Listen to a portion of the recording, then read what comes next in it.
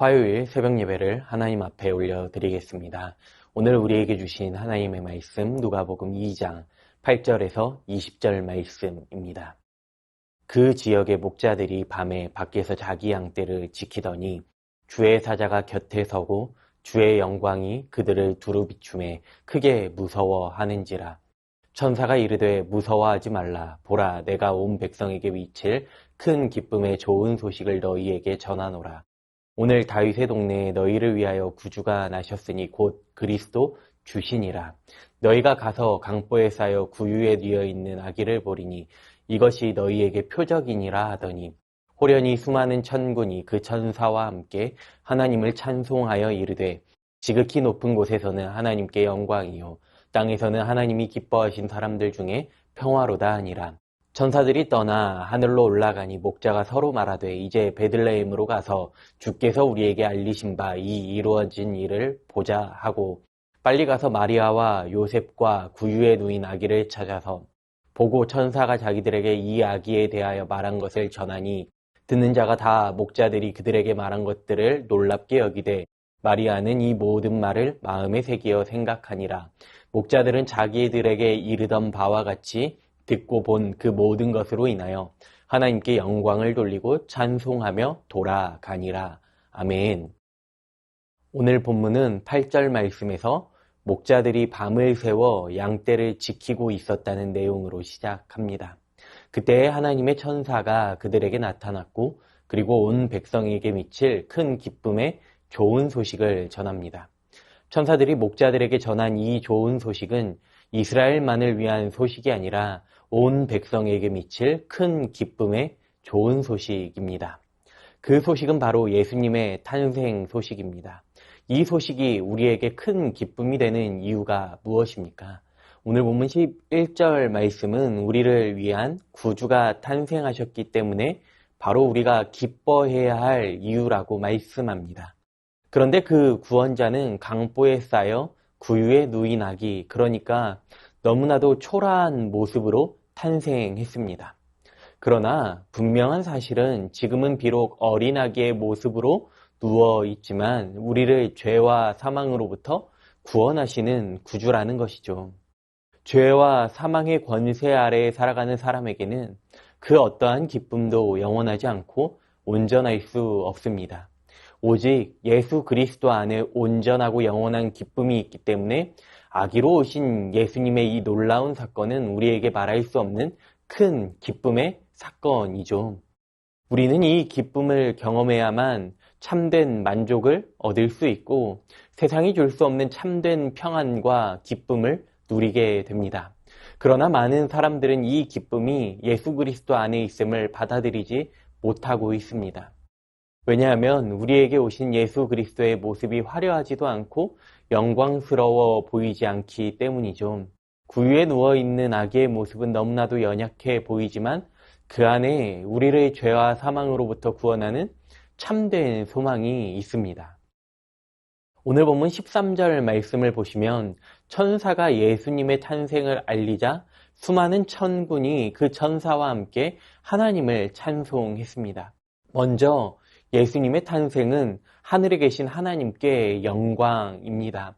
왜냐하면 하나님께서는 온 천지 만물을 창조하시고 그 가운데 인간을 창조하셨으며 인간이 죄를 짓고 타락한 이후에도 하나님은 여전히 우리를 향해 관심을 가지고 계십니다. 그래서 모든 구원의 계획을 준비하셨다가 때가 참에 자기의 아들을 이 땅에 내려 보내신 것입니다. 수천 년에 걸친 구원 계획이 예수 그리스도의 탄생으로 시작되었기 때문에 그 누구보다 하나님께서 가장 기뻐하시고 만족하셨을 것입니다. 그래서 천사들은 지극히 높은 곳에 계신 하나님께 먼저 영광을 돌리는 것입니다. 그리고 나서 땅 위에 있는 사람들에게 평화를 선포합니다. 오늘 말씀에서의 평화는 단순한 것이 아니라 인간이 누리는 건강과 평안과 번영과 복지를 포함한 넓은 의미에서 평강을 말합니다. 구약에서는 이것을 샬롬이라고 부르는데 이것이야말로 이 땅에서 하나님을 믿는 성도가 누리는 참 행복이며 하나님께서 주시는 큰 상급입니다. 로마서 5장 1절 말씀은 이렇게 말씀합니다. 그러므로 우리가 믿음으로 의롭다 하심을 받았으니 우리 주 예수 그리스도로 말미암아 하나님과 화평을 누리자. 예수 그리스도를 믿음으로 말미암아 누리는 복이 바로 평강입니다. 죄로 인해 하나님과의 깨진 관계가 해결이 될 때 비로소 누리게 되는 참된 평화와 그 안에서 하나님께서 주시는 마음의 평안, 우리의 모든 삶의 자리에서 주어지는 평강입니다. 성도들은 하나님께서 우리의 왕되심과 우리를 구원하심을 찬양해야 합니다. 또한 우리에게 베풀어 주신 이 놀라운 평화를 찬양해야 합니다. 오직 예수님을 경험한 사람만이 이와 같이 하나님을 찬양할 수 있습니다.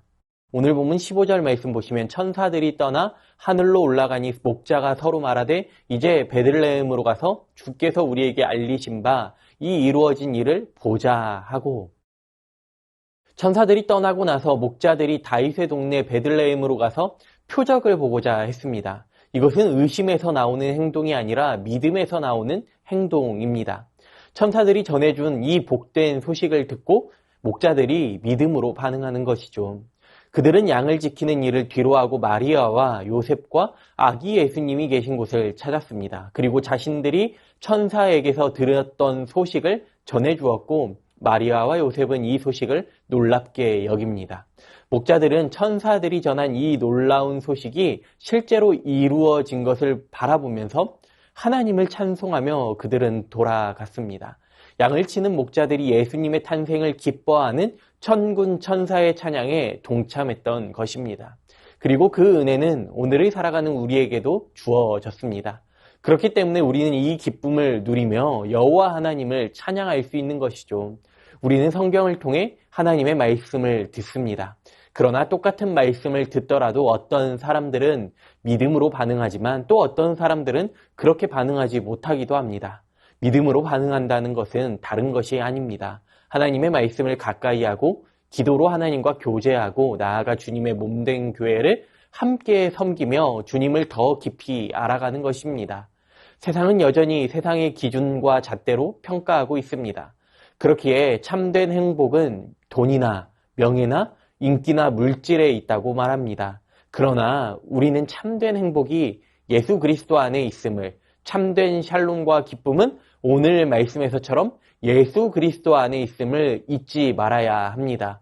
목자들이 강보에 쌓여 구유에 누워있는 이 환경을 바라보는 것이 아니라 그 안에 세상의 빛으로 오신 예수 그리스도를 만났던 것처럼 우리도 목자와 같이 예수 그리스도를 만나야 합니다.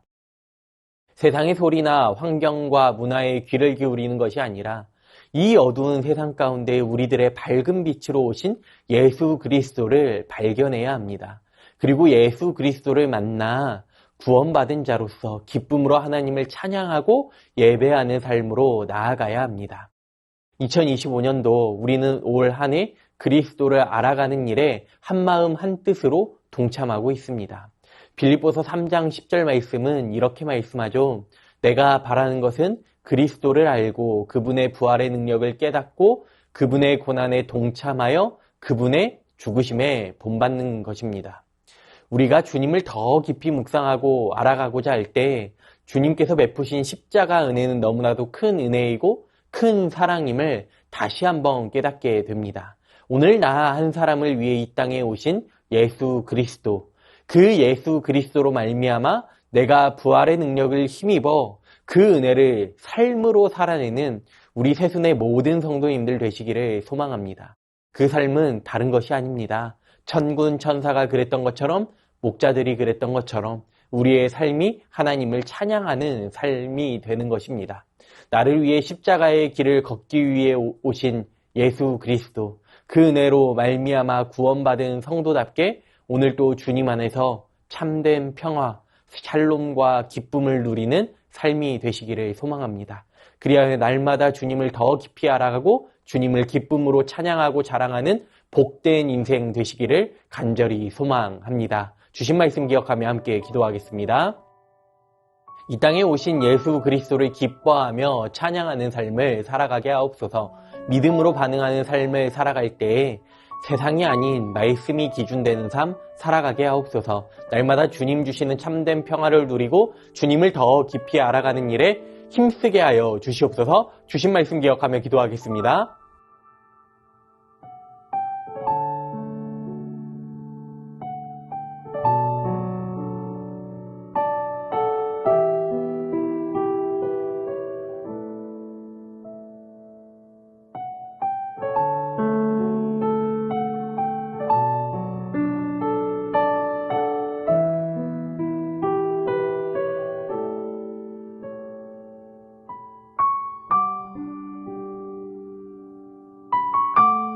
나라와 열방을 위해 기도합니다. 하나님의 공의와 정의가 이 나라 가운데 임하여 주시고 위정자들이 나라와 국민을 위해 섬기게 하여 주시옵소서. 경제적으로 어려움에 있는 분들과 청년들이 소망을 품을 수 있는 이 나라 되게 하여 주시옵소서. 계속되는 전쟁과 재난과 사고들로 인해 슬픔 가운데에 있는 나라들을 위로하여 주시고 주님 주시는 참된 평안과 평화만을 누리게 하여 주시옵소서. 이 시간 나라와 열방을 위해 기도합니다.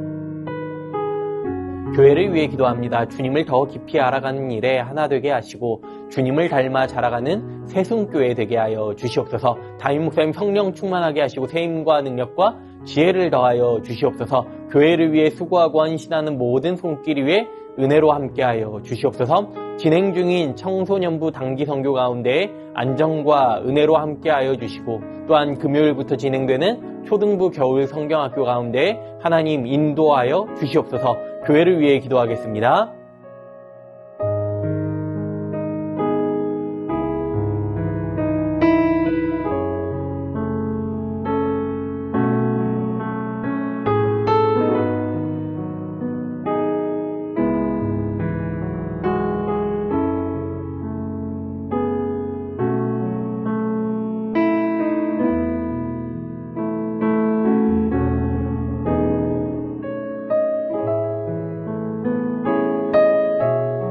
마지막으로 선교사님과 한우분들을 위해 기도합니다. 오늘은 탄자니아 조병훈, 허선옥 선교사님 위해 기도하실 때 미션스쿨 아이들이 믿음 안에서 건강히 자라가게 하시고 중고등학교 준비에 필요한 모든 것들이 주님의 손길을 통해 채워지게 하여 주시옵소서. 또한 탄자니아 정현우, 정슬기 선교사님 위해 기도하실 때 한국에서 진행될 이은희의 수술 일정이 변동 없이 잘 진행되고 또한 수술 전까지 건강을 잘 유지하게 하여 주시옵소서.